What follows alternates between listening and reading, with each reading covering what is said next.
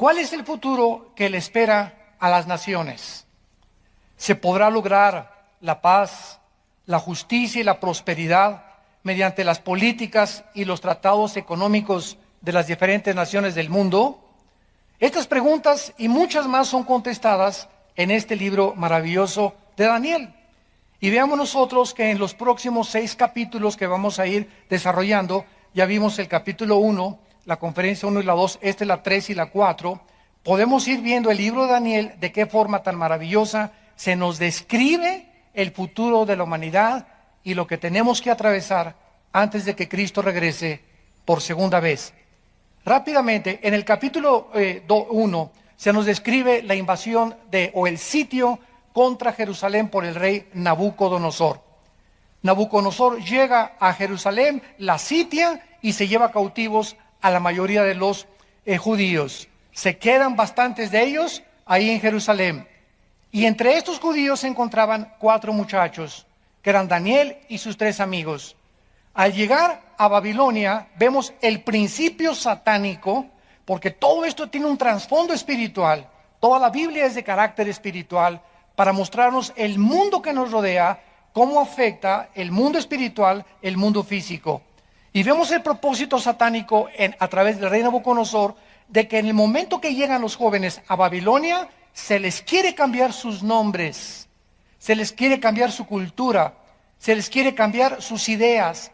¿Por qué? Porque es el propósito del mundo que nos rodea. El mundo que nos rodea nos quiere robar nuestra identidad de hijos de Dios. El mundo que nos rodea no quiere que seamos diferentes a ellos. Y quiere decirte que tú eres también del montón y que somos de la borregada y que no tenemos ningún propósito, que no hay ninguna verdad absoluta, que todas las religiones llevan a Dios, etcétera, etcétera. Y vemos desde el principio de este maravilloso libro el propósito satánico de querer robarnos nuestra identidad, nuestras convicciones, el vocabulario que usamos como cristianos, la educación y las convicciones espirituales que debemos de tener como seguidores de Jesucristo. En segundo lugar, vemos nosotros que Daniel se rebela contra esto, cuando quieren que él participe y sus amigos de la comida y el vino del rey. Daniel inmediatamente demuestra convicciones. Y quiero decirles algo, creo que ya es el momento, santos de Dios, de que tengas convicciones. ¿Qué significa tener convicciones? Tener convicciones significa estar convencido interiormente de que voy a decidirme. Si soy hombre, no voy a tocar a mi novia jamás, hasta que nos casemos. Voy a decidir como una muchacha que nadie me toque hasta que nos casemos. Y Señor, te lo prometo y quiero que tú me fortalezcas. Voy a tener convicciones de que solamente a mi esposa le voy a ser fiel. Voy a tener convicciones que mi vida va a ser guiada por la honradez, la integridad y nunca por la falsedad ni la insinceridad de mi corazón. Voy a tener convicciones de que nunca le voy a robar a Dios. Y estas convicciones, si no determinamos ya, es algo que tenemos que proponernos, como lo hizo Daniel en el versículo 8. Y Daniel determinó en su corazón, propuso en su corazón, estableció firmemente en su corazón no participar de la inmoralidad ni de las cosas que Babilonia tenía enfrente de él y de sus amigos. Sin esta determinación, sin estas convicciones, Dios no nos puede ayudar. Ahora, fíjense cómo funciona esto. Por ejemplo, tú eres una persona que fumas. Entonces, la convicción te dice, ya estoy totalmente convencido que físicamente estoy reduciendo mi vida 25 años, por lo menos, que es lo que te reduce el cigarro y las drogas. Y al estar convencido de esto, de que físicamente te estás autodestruyendo y además no puedo seguir sirviendo a Dios con nada que sea yo esclavo, porque Dios nos llamó a la libertad. Entonces decido en mi corazón, y entonces tú agarras los cigarros y los tiras al bote de la basura y escucha, en el momento en el que Dios ve que nosotros tomamos una convicción y determinamos y damos el primer paso, Dios da el segundo paso. Dios no va a hacer nunca lo que nos corresponde a nosotros hacer. La responsabilidad es de nosotros. Dios hace su parte. Una vez que Él ve que nosotros hacemos nuestra parte. Ah, pues ahora Pepito ya lo vi que ya tiró los cigarros, entonces ahí viene detrás el poder de Dios para respaldar tu convicción y darte fuerza para que tú puedas mantenerte firme y no volver a participar de esta droga. Voy a proponerme, ya no quiero la pornografía, ya estoy harto, la pornografía me va a llevar a un punto donde me voy a volver una persona degenerada sexualmente.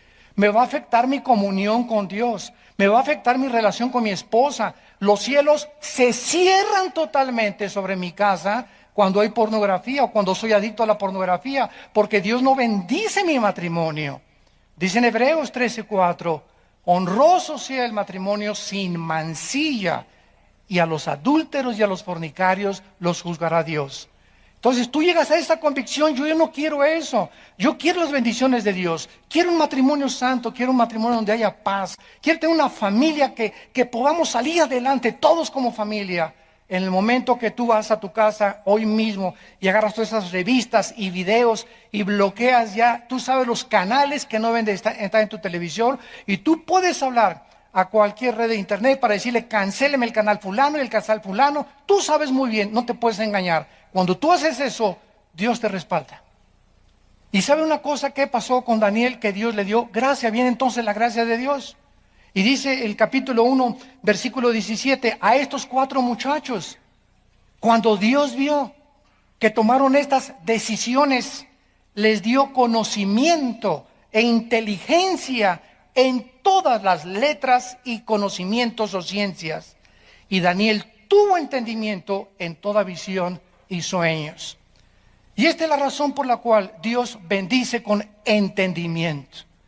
Hace poco fueron una compañía televisora a grabarme a Dallas, a la casa de ustedes, y querían ellos que yo formara parte de un programa que se llama Los Gigantes y la Biblia, porque de acuerdo a esta televisora en Estados Unidos no había muchas personas que hablen de quiénes fueron los gigantes, los Nefilim. Siempre se ha tratado en la antigua escuela teológica de que los gigantes, ¿verdad?, fueron la mezcla de los descendientes de Enoc y los descendientes de Caín, cosa que es imposible hasta genéticamente. ¿Por qué? Porque todo el mundo decía cómo podían los ángeles caídos mezclarse con las humanas, y siempre sacan el versículo, ¿verdad?, del Nuevo Testamento que Cristo dijo, es que serán como los ángeles en el cielo que no se casan ni se dan en casamiento. Pero sin embargo en la Biblia, como no es de interpretación privada, vamos a Judas, ¿verdad?, versículo 3 y 4, donde dice que los ángeles, está hablando de estos ángeles de Génesis 6, como los sodomitas, igual que ellos, se fueron en vicios en contra de naturaleza, tras carne extraña. Entonces, la forma como los ángeles se mezclaron con las mujeres en Génesis 6, no lo sabemos exactamente. Lo único que sabemos es que Satanás puede pervertir la genética humana, y lo logró. Entonces pudieron haberse metido en hombres, pudieron haberse, pudo haber habido una especie como de clonación hace miles de años. Algo sucedió que produjo seres monstruosos de 4 o 5 metros de estatura, con 12 dedos en las manos y 12 dedos en los pies, que poblaron la tierra durante 1000 años y se convirtieron en los enemigos del pueblo de Dios, porque cuando iban a entrar a Canaán, fueron los primeros que querían impedir que el pueblo de Dios se apropiara de las promesas de Dios. No hay duda que los gigantes eran obra de Satanás. Entonces hay mucha gente, ¿verdad?, que quiere saber y me mandan correos, oye, que esto y que el otro, por aquí y por allá. ¿Por qué no tiene mucha gente, muchas veces, entendimiento la gente? Porque el entendimiento lo da Dios y el Espíritu Santo. Oye, ¿y por qué la predestinación? ¿Y por qué aquello? A esas personas hay que preguntarles, ¿tú ya tienes conocimiento de qué es la justificación, la gracia, los pactos, la santificación? ¿Conoces las doctrinas elementales de la Biblia? ¿Has estudiado el libro de Romanos, versículo por versículo, todos los 16 capítulos de Romanos? ¿Ya tienes un concepto adecuado entre el libro de los Hebreos y el Antiguo Testamento? Entonces no te quieras brincar al 5º o al 6º año de primaria cuando no sabes leer el abecedario. Pero así es como está el pueblo de Dios. Demandan preguntas, y a ver esto por qué, y a ver esto por aquello. Pero ellos no quieren pagar el precio de ellos discipularse. Quieren que un predicador les conteste todo, quieren saberlo todo, pero no se disipulan, no estudian sus Biblias en su casa privadamente, pero quieren todo a la maruch, quieren todo instantáneo, quieren todo a través de una palabra de profecía, quieren todo a través de una visión, de un sueño, o que se les aparezca Clodomiro en un buñuelo. Y finalmente vemos de qué forma, ¿verdad?, ante esta determinación de Daniel, él entra a formar parte del séquito de oficiales del rey Nabucodonosor. En el capítulo 3 vamos a ver de qué forma el imperio babilónico establece un estado totalitario. En el capítulo 4, Nabucodonosor se vuelve loco, el cual es un ejemplo de la locura a la que llegan todos los políticos y gobernantes del mundo cuando sacan a Dios de su ecuación. Todas estas enseñanzas espirituales tienen un significado profundo para el siglo XXI en el cual nosotros estamos viviendo. En el capítulo 5 se nos ofrece un retrato de los juicios futuros de Dios sobre un mundo desafiante como el rey Belsasar y la caída de Babilonia por medio de los persas. En el capítulo 6 el imperio persa quiere establecer la adoración imperial, demandando la fidelidad del pueblo al Estado. El capítulo 7 es el retrato del último gobierno mundial, en el cual será establecido por el anticristo, pero destruido con la segunda venida de Jesucristo. Así, a grandes rasgos, acabamos de compartirles los próximos 6 capítulos para que tengamos un panorama. Siempre es bueno tener un panorama de los libros, de los capítulos, como en Cinemascope, ¿verdad?, para poder entender ya después, analizar los versículos por versículos, de qué forma Dios nos quiere hablar. Muy bien, las profecías de Daniel, esto es muy importante. Las profecías de Daniel cubren un periodo de la historia que Cristo llamó en Lucas 21, versículo 24, el tiempo de los gentiles. Vamos a leer Lucas 21, 24 y dice así, es Jesucristo el que está hablando. Y caerán a filo de espada y serán llevados cautivos a todas las naciones. Y Jerusalén será hollada por los gentiles hasta que los tiempos de los gentiles se cumplan. Todo estudiante de la Biblia y de teología tiene que tener claramente esta doctrina que se llama el tiempo de los gentiles. ¿Qué significa esto? Muy bien. Desde que Nabucodonosor entró aquí en el capítulo de Daniel, capítulo 1, y sitió la ciudad de Jerusalén, antes los judíos tenían libertad para adorar a Dios. En otras palabras, tenían su templo, el sacerdocio levítico, tenían sus ofrendas, tenían todas estas cosas que Dios les entregó al pueblo de Israel.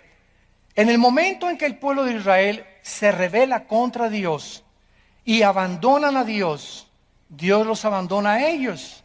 Por ejemplo, dice vamos a ver en Segunda de Crónicas, capítulo 36, de qué forma se llevó a cabo todo lo que sucede en el libro de Daniel.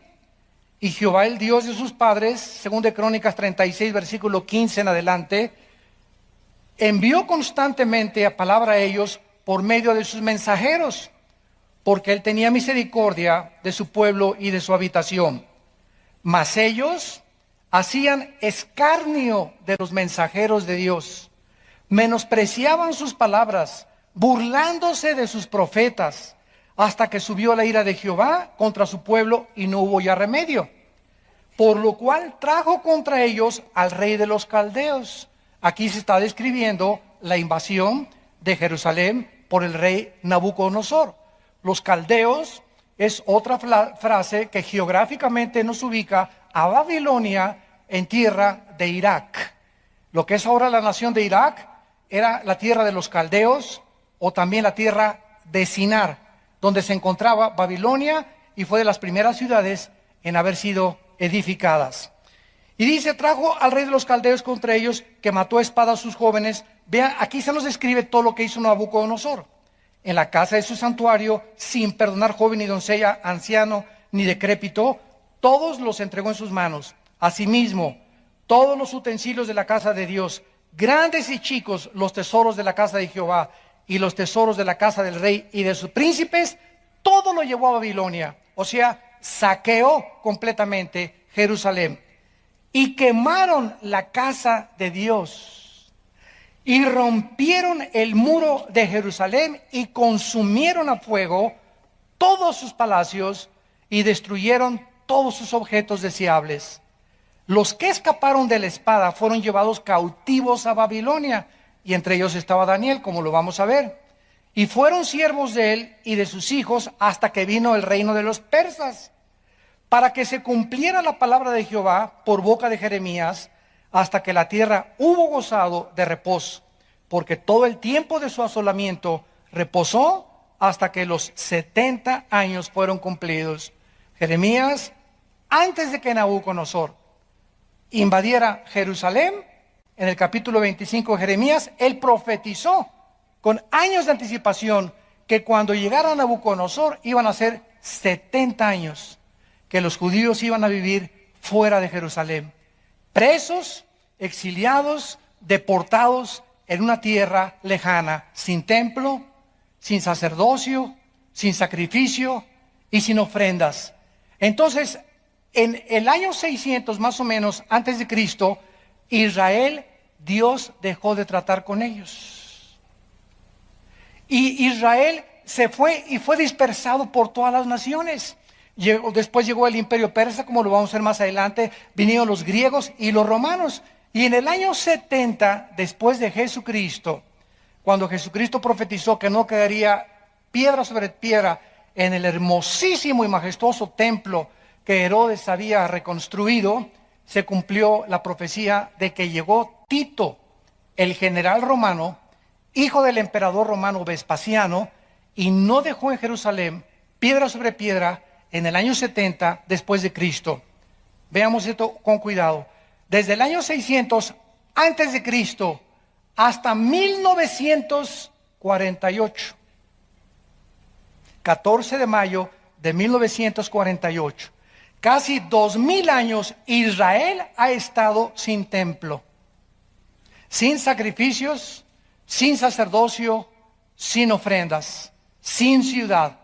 En 1948, la Liga de las Naciones promulga el decreto que anteriormente había permitido la declaración de Balfour de Inglaterra, que regresaran los judíos después de que Hitler había asesinado a más de 6 millones de ellos.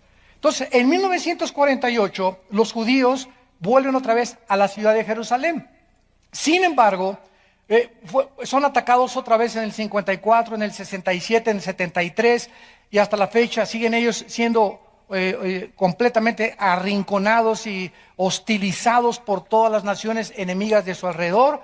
Y hasta ese tiempo vemos nosotros que en la guerra del 67, el general Moshe Dayan, que fue el que dirigió el ataque de defensa contra las naciones árabes, que en 6 días, ganaron la guerra porque el 7º día tenían que descansar. Esto fue hasta irónico la forma como ganaron en 6 días, del 1 de junio al 6 de junio del 67. Jerusalén fue reconquistado otra vez. Y entonces Moshe Dayan entra por primera vez y toda Jerusalén es de ellos otra vez. Pero la Liga de las Naciones hace un decreto que por favor se salgan y se queden solamente con la parte oriental, que es donde está el Muro de los Lamentos, y la otra parte que se las dejen a los musulmanes para evitar otra guerra. Entonces, en 1967, el gobierno de Israel cede la mitad de la ciudad de Jerusalén. O sea, en resumen, hasta este momento, los judíos no tienen sacerdocio, no tienen sacrificios, no tienen ofrendas, no tienen un templo propio, porque el templo que era de ellos se encuentra exactamente debajo de lo que es actualmente la mezquita de Omar, o sea, la mezquita musulmana, que se le llama también la cúpula de la roca. Ahí se encuentra el templo que ahí quedó sepultado en el año 70 después de Cristo, cuando llegaron los romanos, y en el año 605 aproximadamente, el profeta musulmán llamado Omar fue el que construyó la mezquita esa dorada que se ve en Jerusalén, y la construyó exactamente donde fue sepultado el templo de los judíos. Entonces fue como una maldición que cayó sobre los judíos cuando gritaron a Cristo que su sangre, le dijeron a Pilato, que su sangre sea sobre nosotros. Se echaron la sangre del Mesías sobre sus vidas. Y por esta razón, dice en 2 Corintios 3, que tienen un velo totalmente, la mayor parte de los judíos ortodoxos, puesto en su corazón, y no ven, no entienden todavía el Antiguo Testamento a la luz del Nuevo Testamento, porque no aceptan a Jesucristo, a Yeshua Mashiach, como el Señor y el Salvador y el Mesías prometido desde Génesis capítulo 3, versículo 15. Entonces, todo esto es importante que nosotros podamos entenderlo para que podamos introducirnos a los libros de la Biblia y entenderlos. Y le rogamos a Dios siempre sabiduría y conocimiento, y Él la dará a todos aquellos que quieren proponer en su corazón no pecar. Y aunque sabemos, ¿verdad?, que es imposible que no pequemos, por lo menos luchamos todos los días contra el pecado. Si tú tienes una guerra espiritual ahorita y sientes angustia porque pecaste o porque hiciste esto, porque le permitiste a tu novio hacer ciertas cosas, o estás con un hombre que no es tu esposo, con una mujer que no es tu esposa, y tienes esta guerra en tu corazón, es la mejor señal de que eres hijo de Dios. Malo cuando te acuestas en tus pecados y ya tu conciencia no te molesta. Porque cuando somos hijos de Dios, vamos a vivir en guerra contra el pecado todos los días de nuestra vida. Muy bien, vamos ahora pues a pasar al capítulo 2 del libro de Daniel. Regresemos a este libro y vamos a ver en este libro que los imperios y las naciones, al igual que sus gobernantes, surgen y caen porque ninguna nación, ningún imperio, ningún político, ninguna persona déspota dura mucho tiempo. Nadie puede disfrutar la vida sin la gracia de Dios. Y este es lo que el rey Salomón trató de escribir en el libro de Eclesiastés. Al principio comienza Salomón: vanidad de vanidades. Todo es hueco en la vida, todo carece de propósito y significado. Y en el capítulo 3 dice: dichoso el hombre a quien Dios le da la gracia para trabajar. En otras palabras, Dios nos creó con la habilidad de trabajar, porque Adán, antes de que viniera el pecado, ya trabajaba. Génesis 2 le dijo Dios: no va a estar una hamaca con un coco y con un agua de limón, Adán.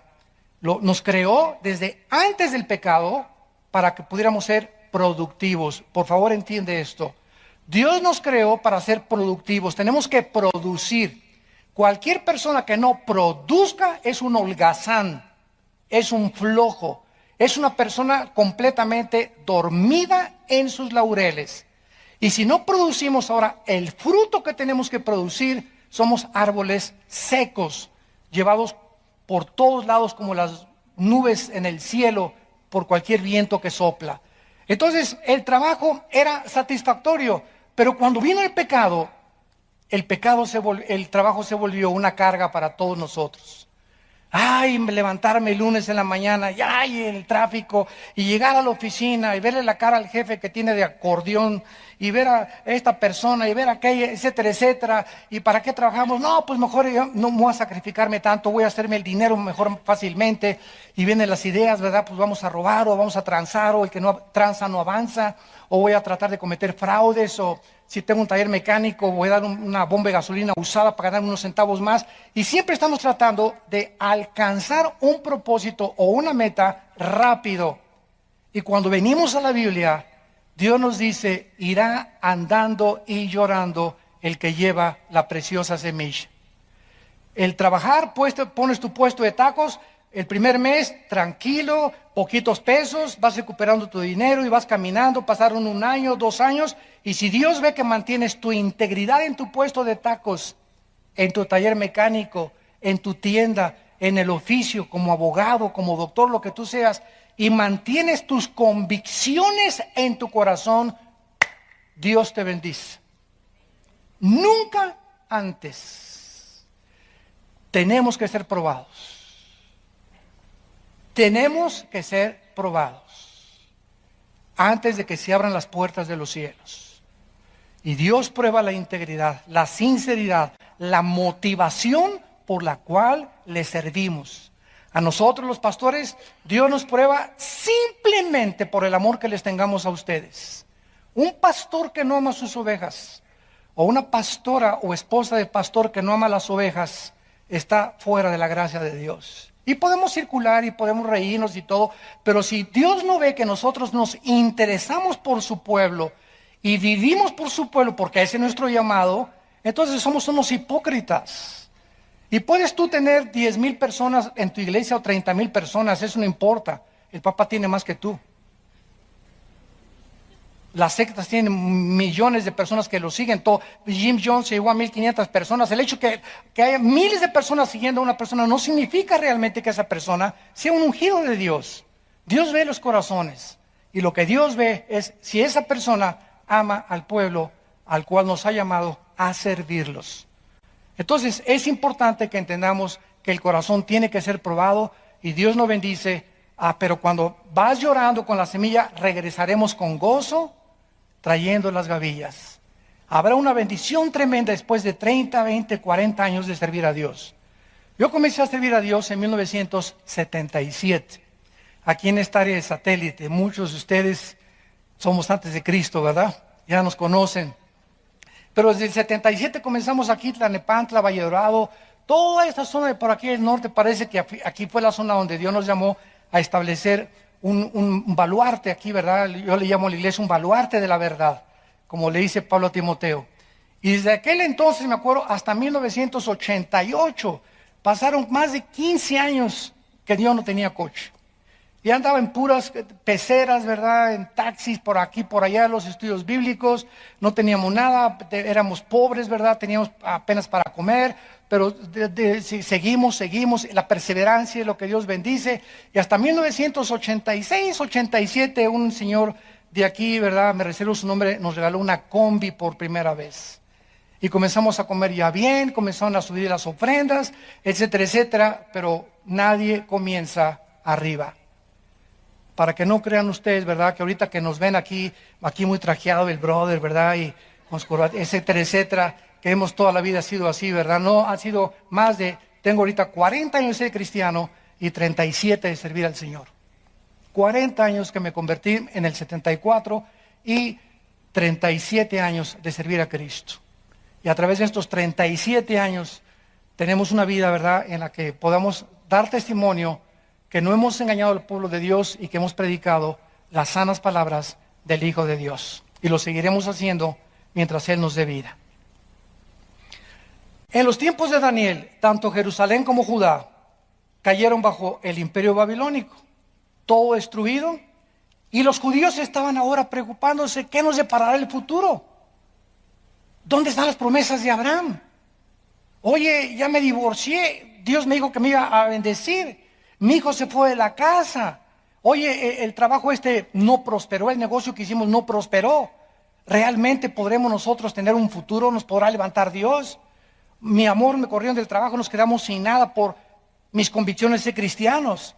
Como esa película de Dios no está muerto, el muchacho está al grado de perder y perdió a su novia. Escuchen, jóvenes, perdió a su novia con tal de mantenerse en sus convicciones.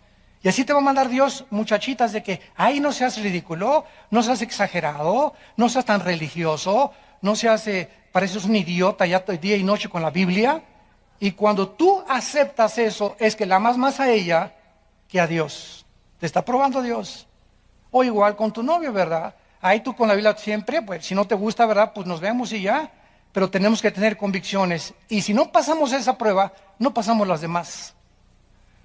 Porque es la primera prueba que tenemos los cristianos. 1 de Pedro capítulo 1. Nuestra fe, más preciosa que el oro, tiene que ser probada.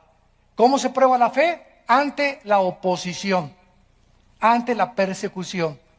Ahí es donde damos cuenta que vamos en contra de la corriente. Si no te gustó, pues búscate otro que te vaya a chapulinear. Si no te gustó, pues búscate otra, ¿verdad? Si no te gustó, pues renuncio, ¿verdad? Pero aquí es esto. Maestra, mis hijos no van a participar de Halloween y yo sé que usted no me va a entender, tenemos nuestras convicciones, somos cristianos, hay por aquí, por allá, y si usted nos quiere correr, que nos corra. Si usted quiere si por alguna causa tu vida corre un riesgo o un peligro por causa de serle fiel a Cristo, bienaventurado y dichoso seas. No te imaginas cómo después de esa prueba, no te imaginas cómo Dios va a abrir las puertas de los cielos para bendecirte.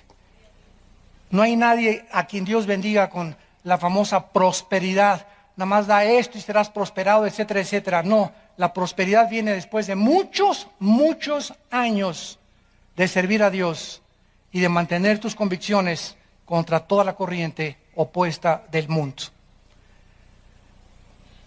Ahora era cuando el pueblo judío necesitaba tener una esperanza. Necesitaban a alguien. ¿Y qué hizo Dios? Infiltrar 4 jóvenes dentro del imperio babilónico para trabajar dentro de estos jóvenes y en la vida de estos jóvenes, principalmente de Daniel, poder transmitirles al pueblo la esperanza que aún les esperaba si ellos se arrepentían de sus pecados. Vayamos pues al capítulo 2, que dice así: en el segundo año del reinado de Nabucodonosor, por cierto, él reinó 45 años de los 70 años que existió Babilonia. Nabucodonosor era hijo de Nabopolassar, su padre fue el rey de Babilonia. Él siguió Nabucodonosor y reinó 45 años. En el segundo año del reinado de Nabucodonosor, tuvo Nabucodonosor sueños y se perturbó su espíritu y se le fue el sueño. Hizo llamar el rey a magos, astrólogos, encantadores, caldeos, para que le explicaran los sueños. Vinieron pues y se presentaron delante del rey, y el rey les dijo: he tenido un sueño, y mi espíritu se ha turbado por saber el sueño. Entonces hablaron los caldeos al rey en lengua aramea: Rey, para siempre vive. Di el sueño a tus siervos y te mostraremos la interpretación. Noten ustedes, en primer lugar, que este sueño venía de Dios.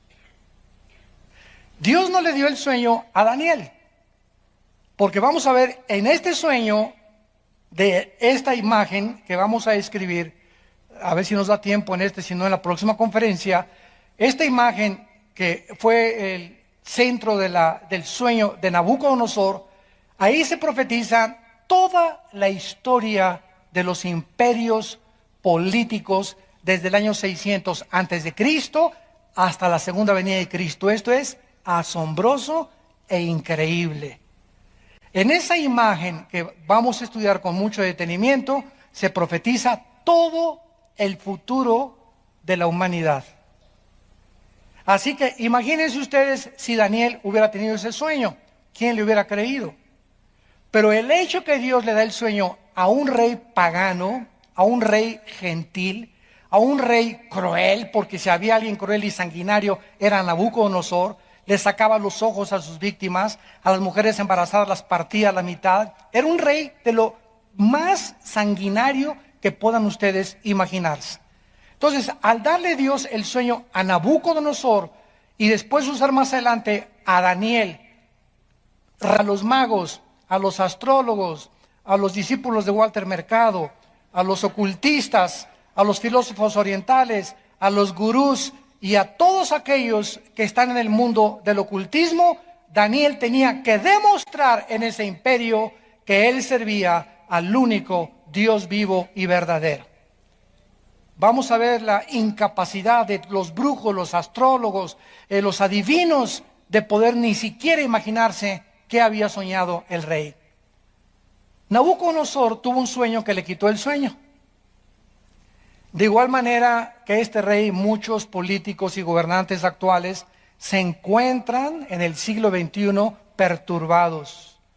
Se encuentran profundamente alterados por el futuro de la economía, el abasto del petróleo, el comercio, la inflación, las amenazas ahorita de guerras en el Medio Oriente, en Asia Menor, al norte, al este de Europa, con Ucrania, Lituania, Estonia. Ahora si Putin invade Estonia y Lituania y Latvia, que están naciones junto al mar Báltico, ahí sí interviene ahora la OTAN, y entonces si se arma, podría ser el inicio de una guerra internacional con una escalada de proporciones incalculables.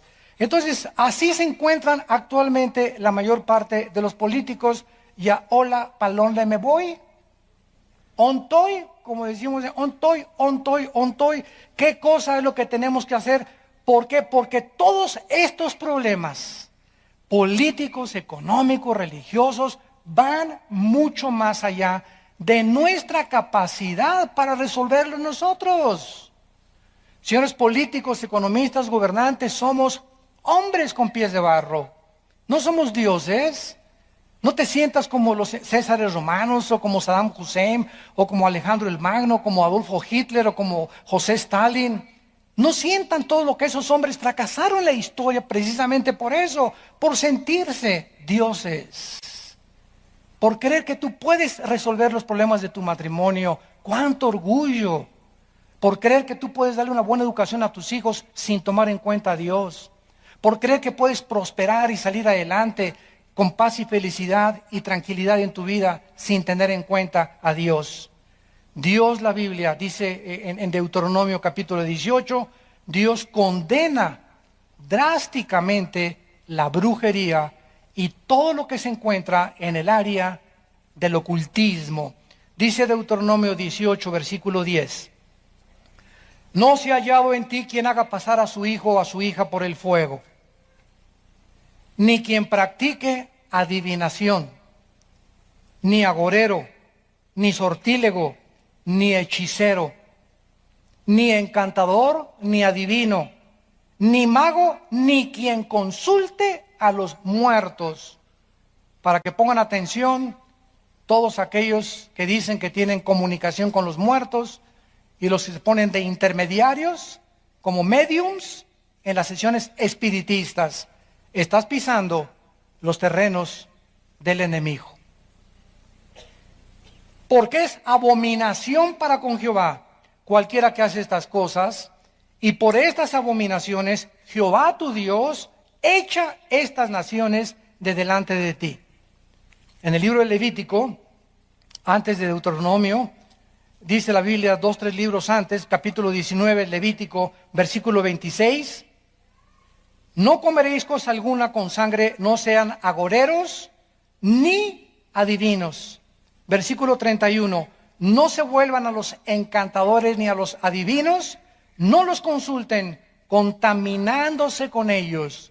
Yo Jehová vuestro Dios. ¿Qué dice la Biblia? Una persona que va a que le lea la mano,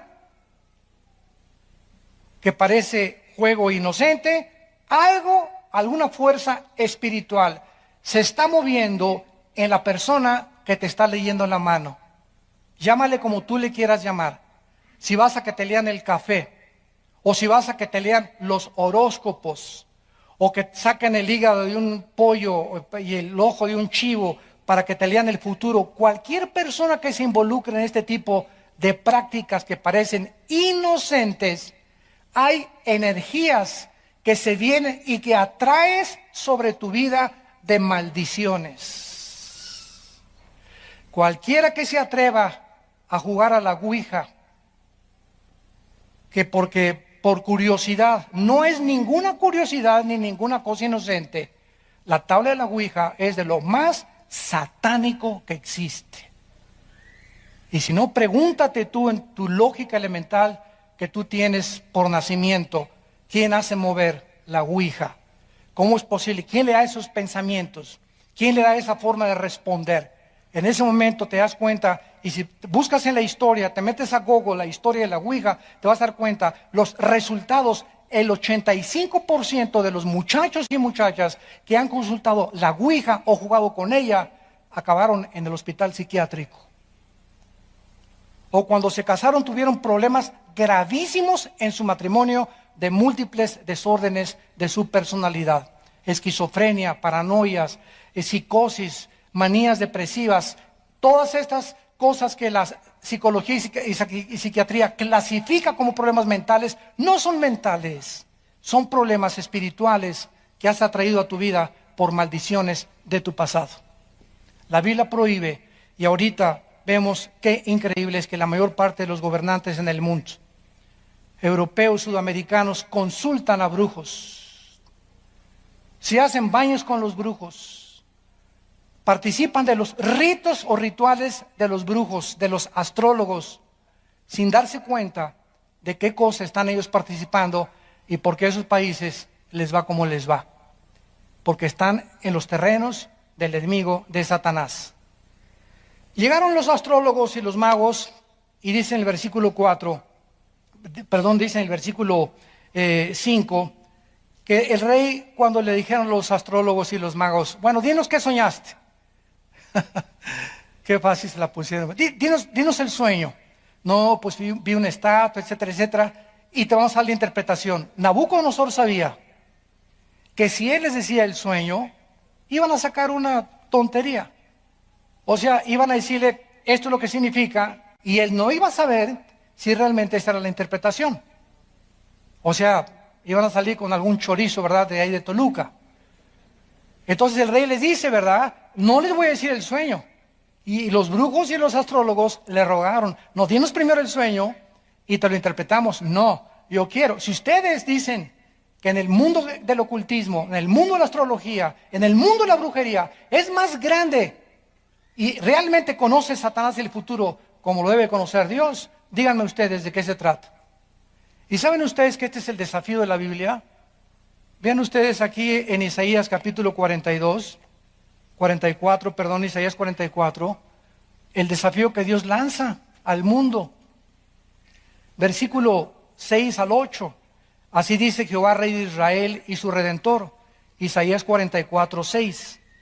Jehová de los ejércitos, yo soy el primero y yo soy el postrero, y fuera de mí no hay Dios.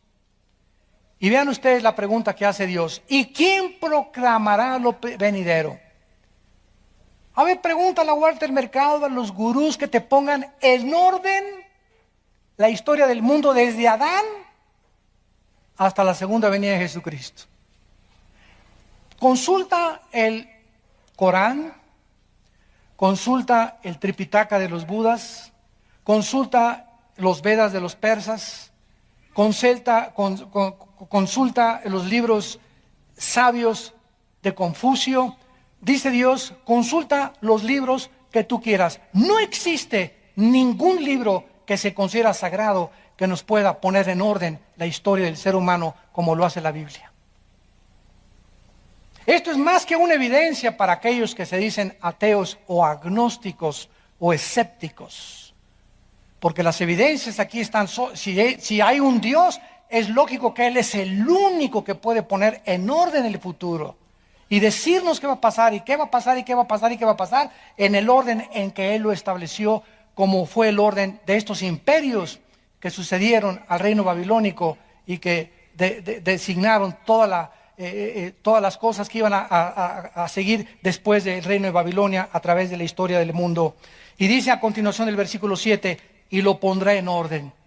¿Quién dice Dios? Proclámalo y lo pone en orden delante de mí, como hago yo desde que establecí el pueblo antiguo. ¿Se acuerdan de Génesis? ¿Qué pasó desde Génesis? Abraham, tu descendencia se va a ir a Egipto y serán cautivos 400 años y después saldrán, y recorremos Génesis y recordemos el Éxodo y Levítico y los Números y vemos cómo Dios va mostrándoles a cada uno de los líderes la continuación de todo su plan y hasta que llegamos a Cristo. Y cuando llegamos a Cristo, al Nuevo Testamento, Él es la imagen del Dios invisible. Habiendo hablado Dios muchas veces de otras formas, por sueños, profecías, apariciones, visiones, por los profetas, ahora nos ha hablado por su Hijo. Cristo es la última palabra y revelación de Dios al mundo, Jesucristo. Y Jesucristo les revela a sus discípulos en un orden perfecto todo lo que iba a pasar después de que lo crucificaran. Cuando tomó la última cena, Cristo pregunta, ¿quién le dijo que era la última vez que estaría con sus discípulos? ¿Cómo sabía él que exactamente en esa noche lo iban a prender? Porque él conocía el tiempo que Dios le había dado para su futuro. Solo Dios lo podía hacer. Y siempre Jesús dijo, mi tiempo no ha llegado. Desde que nació estuvo consciente Jesús de que el tiempo de su vida y su muerte serían el tiempo exacto que el Padre había escogido. Buda jamás lo dijo, Mahoma jamás lo dijo, Maharashi Dashi Kakashi Kukuchi tampoco jamás lo dijo, tu padrino. Y así podemos investigar, fue una de las formas en las que yo pude llegar al conocimiento de la verdad, santos de Dios. Investigué con esto y me metí en esto y por acá y esto y el otro y hasta fuimos a ver a doña Sabina allá a Riondo, Oaxaca, imagínense nada más a buscar que nos dieran a través de un viaje, ¿verdad? Y una revelación y esto y el otro y el Che Guevara, no, eres lo máximo, ese es mi papucho de papuchos y esto y Marx y Nietzsche y Sartre y todos. Y cuando llegué a Jesucristo caí de rodillas diciéndole, tú eres el Señor, tú eres el Hijo de Dios.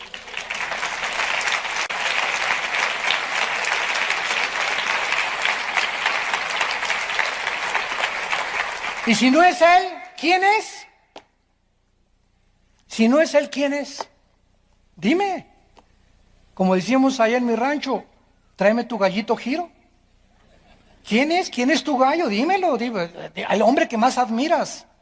Llámese ateo o no ateo, líder, dime y compáralo con Jesucristo. Y busca cualquier libro que tú quieras en los billones de volúmenes de literatura que existen en las bibliotecas del mundo y tráeme un libro que ni siquiera se atreva a comparar con la información que contiene la Biblia. No hay. Y fíjate, qué privilegio el ser llamados hijos e hijas de Dios. Qué privilegio. Y sigue el mundo igual que en tiempos de Daniel, con los astrólogos y con los horóscopos, y de una filosofía al otro lado, y la dianética, y la ciencia de la salud, y la nueva era, y ahora esto, y ahora la cabala, y por todos lados siguen surgiendo, y surgiendo, y surgiendo, y surgiendo, y sigue en el cielo la cruz diciendo, yo soy el camino, la verdad y la vida. Yo soy el camino, la verdad y la vida. No busques más. Si vienes a Jesucristo, has encontrado la razón de tu existencia y has llegado a la final de tu búsqueda. Todos estos brujos y astrólogos comenzaron a tratar de burlarse del rey. El rey se dio cuenta, pues era más inteligente que ellos. Reconocen su incapacidad. Dice el versículo 4 de Daniel, capítulo 2. Hablaron los caldeos al rey en lengua aramea. Rey, dinos el sueño y te mostraremos la interpretación. Versículo del 10 al 11. Los caldeos respondieron delante del rey, no hay hombre sobre la tierra, bueno, por lo menos reconocieron eso, que pueda declarar el asunto del rey. Además de esto, ningún rey, príncipe ni señor preguntó cosa semejante a ningún mago, ni astrólogo, ni caldeo. Y lo decimos y desafiamos con las mismas interrogantes al mundo. ¿Quién se puede atrever a decirnos de dónde venimos? ¿Quién se puede atrever a decirnos quiénes somos? Ahora han inventado hasta que somos una chispa que vino de un ADN de otra galaxia. En History Channel se está manejando esto. Impresionante. ¿Quién se puede atrever a decirnos hacia dónde se dirige el mundo? ¿Cuántas guerras faltan para que venga Jesucristo? No hay nadie, ningún hombre que pueda atreverse, más que la Biblia y sus profetas, que nos pueda decir exactamente quiénes somos, de dónde venimos, cuál es mi propósito, por qué nací, quién soy, de dónde vengo, hay vida después de la muerte. ¿Quién me lo puede decir? Más que Jesucristo, que se levantó de los muertos a los 3 días. Qué maravilloso libro tenemos en nuestras manos. Y esto es precisamente el mensaje del cristianismo, que Dios ha entrado a la dimensión visible y física para revelarnos, santos de Dios, lo espiritual y lo invisible. Dice Juan el Bautista en el capítulo 3 de San Juan, versículo 31 y 32. El que de arriba viene es sobre todos. El que es de la tierra es terrenal. y cosas terrenales habla.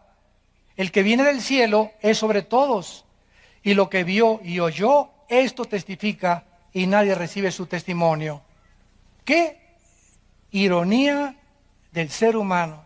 ¡Cuánta contradicción hay en nosotros!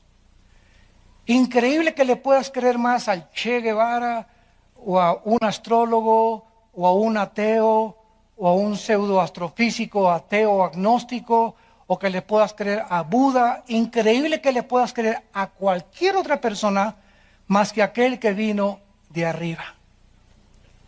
Todos los seres humanos, dice la Biblia, excepto Jesucristo, nacimos aquí. Pero Cristo ya existía antes de que Él bajara del cielo. Entonces, si Él viene de arriba, y si queremos saber cosas que van más allá de nuestra capacidad, tenemos que tener una revelación que venga más allá de nosotros. Del cielo, del creador, del mundo espiritual invisible que no podemos ver con nuestros ojos. Jesús baja de la dimensión invisible, espiritual, al mundo y nace de una virgen en un pesebre rodeado de animales. Dios es un Dios humilde, que se deja manosear por nosotros, que se deja que le chicoteen el cuerpo, que no responde en la cruz, que nos viene a enseñar las lecciones más grandes que existen de la moral y de la ética, que nos viene a mostrar que el camino de la victoria es el amor, pero no el amor simplemente físico, ¿verdad? El amor que no pide nada a cambio, el amor que se entrega a los demás sin considerar a sí mismo su propia vida, porque no hay mayor amor que el que da su vida por los amigos. Viene del cielo a mostrarnos que el Padre está interesado en tu vida, que Dios te ama y que hay cientos de dudas en el mundo que nos rodea y todavía las habrá, porque el día que alguien no tenga dudas, ya no necesita a Dios, porque ya eres Dios. Así que mientras seguimos el camino que estamos siguiendo hasta que Cristo venga, vamos a tener dudas y las vamos a encontrar dudas y las vamos a resolver, vamos a encontrar cosas que van más allá. Y nos vamos a pelear que esto y que el otro y por puntos de vista y perspectivas, pero podemos caminar con Cristo y llegar al conocimiento pleno de la verdad. Y esto es lo que Dios nos ofrece a través de su Hijo. Yo soy la resurrección y la vida, dijo Jesucristo. Y cualquiera de ustedes que cree en mí no se va a perder, sino tendrá la vida eterna. Nadie ha bajado del cielo más que el Hijo de Dios. Se encarnó en un hombre para mostrarnos cuál era el camino de la verdad, de la justicia y de la santidad. Y finalmente, vemos aquí en Daniel que ante la incompetencia de estos magos y astrólogos, el rey Nabucodonosor los condena a muerte. Y dice el versículo 12 del capítulo 2, por esto el rey, con ira y con gran enojo, mandó que matasen a todos los sabios de Babilonia. Y se publicó el edicto de que los sabios fueran llevados a la muerte, y buscaron a Daniel y a sus compañeros para matarlos. Y aquí vamos a ver después qué increíble el carácter de Daniel. ¿Se imagina a Daniel? Aleluya, gloria a Dios, que se los echen a todos. Y sin embargo, vamos a ver más adelante algo impresionante, que Daniel intercede ante el rey y él le dice, aquí voy a traer, este es el sueño, rey, y con eso les perdona la vida a todos los brujos y a todos los astrólogos. Y durante todo el tiempo que Daniel pasó en Babilonia, les enseñó a muchos de estos sabios y astrólogos el camino de Dios. ¿Quiénes fueron los que siguieron la estrella de Belén cuando